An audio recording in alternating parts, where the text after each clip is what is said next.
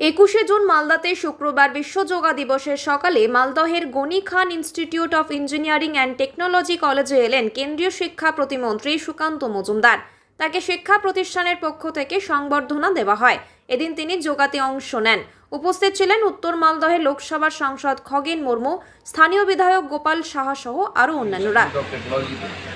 আমরা 10ম যোগ দিবস পালন করতে চলেছি এবং এই আজকে 10তম বর্ষ এই যোগ দিবস এবং আজকের দিনে গোটা ভারতবর্ষ তো নয়, গোটা পৃথিবী 100রও বেশি দেশ, প্রায় 150-র কাছাকাছি দেশ তারা যোগা দিবস পালন করছে এবং এটা ভারতের ক্রমবর্ধমান শক্তি এবং মাননীয় প্রধানমন্ত্রী নরেন্দ্র মোদীজি যে ঐকান্তিক প্রচেষ্টা, যার জন্য আজ থেকে 10 বছর আগে 2014 সালে এই দিনটিকে প্রায় নির্বিরোধে যোগা ডে হিসেবে বা যোগ দিবস হিসেবে মেনে নেওয়া হয় ও সেটা শ্রদ্ধার সাথে পালন করা হয় গোটা বিশ্বজুড়ে।